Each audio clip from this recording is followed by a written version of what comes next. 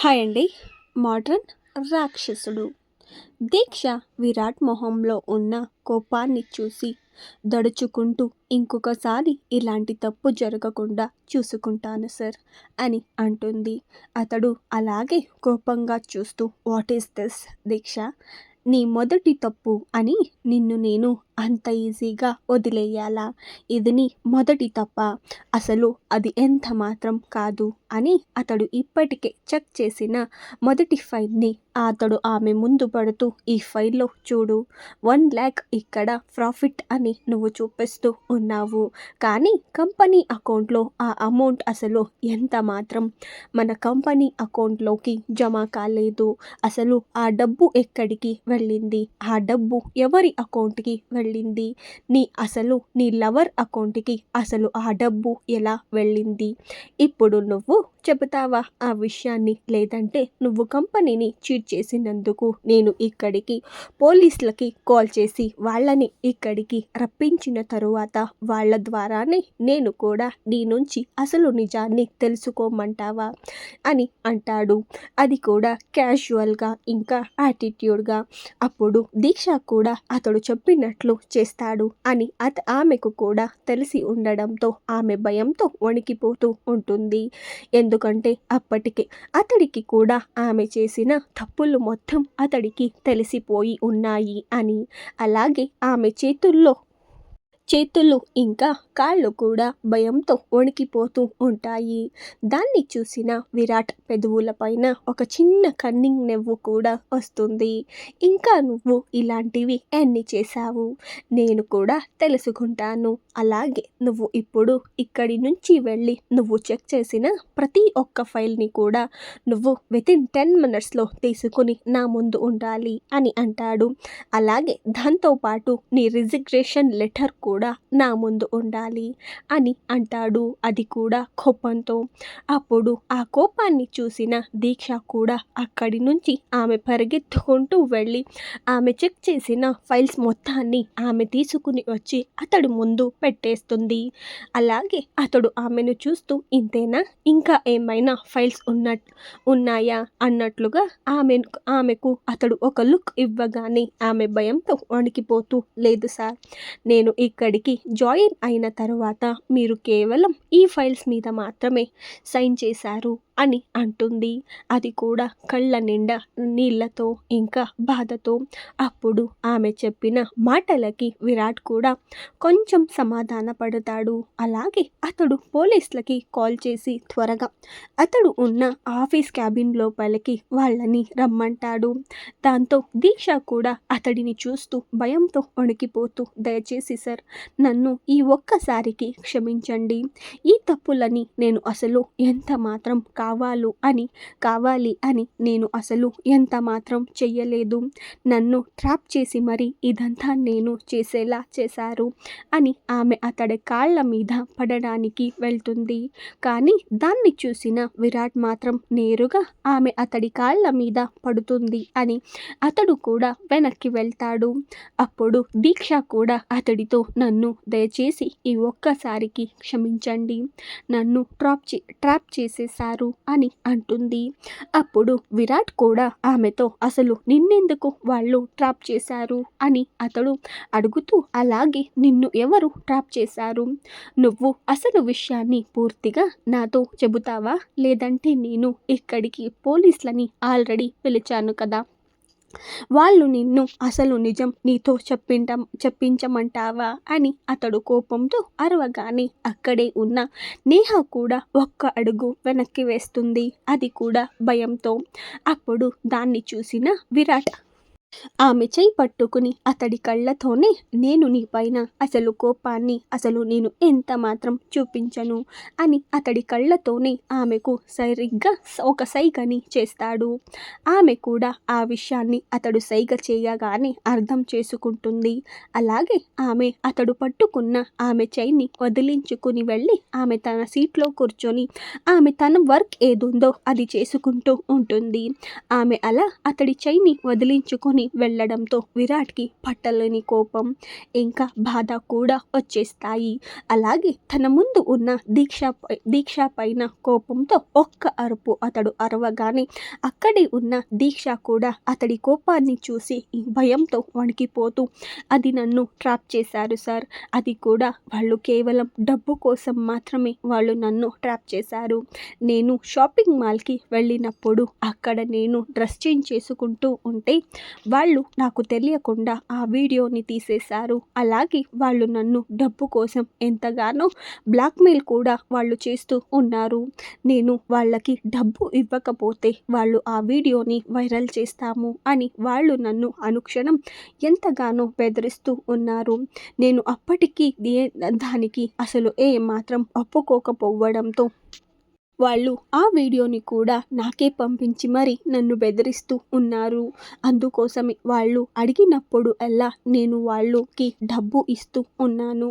ఇంకా వాళ్ళు నేను మీ దగ్గర ఎలా సైన్ తీసుకోవాలి, ఇంకా నేను మిమ్మల్ని ఎలా చీట్ చేయాలి, ఇంకా ఎక్కడెక్కడ డబ్బు నేను ఎలా కొట్టేయాలి అని వాళ్ళు కూడా నాకు ట్రైనింగ్ కూడా ఇస్తూ ఉన్నారు.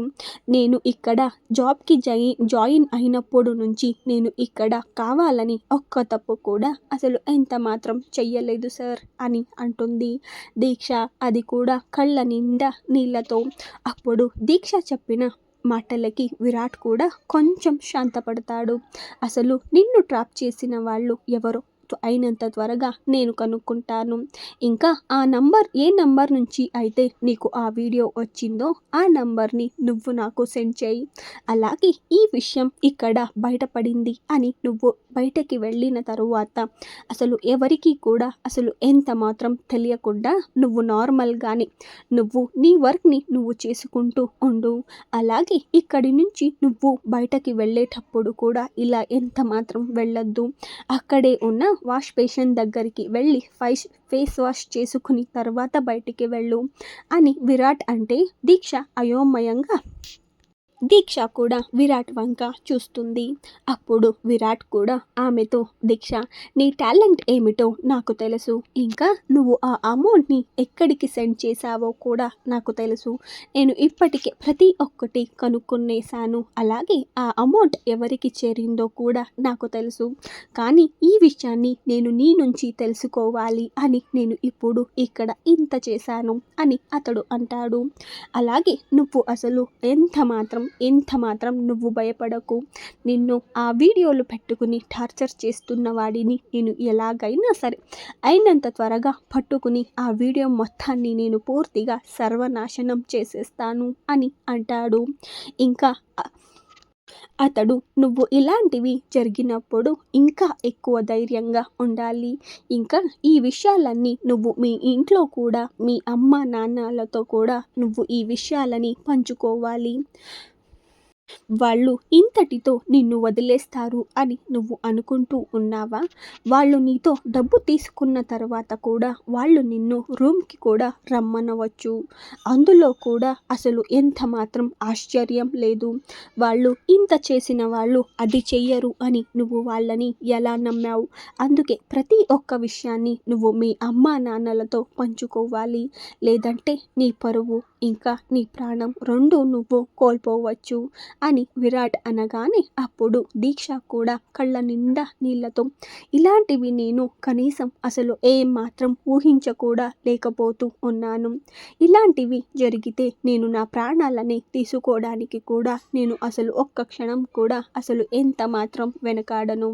ఎందుకంటే మా అమ్మ నాన్న కేవలం పరువుకే వాళ్ళు చాలా అంటే చాలానే విలువ ఇస్తారు. అందుకే అని అంటుంది, అది కూడా బాధతో. అలాగే విరాట్ చెప్పినట్లు ఆమె వాష్ బేసిన్ దగ్గరికి వెళ్ళి ఆమె ఫేస్ కూడా వాష్ చేసుకున్న తరువాత అక్కడే ఆమె కూడా విరాట్ క్యాబిన్లోనే కొంతసేపు కూర్చుంటుంది. దాంతో ఆమె మనసు కూడా కొద్ది సమయం తర్వాత కొంచెం సమాధాన పడుతుంది.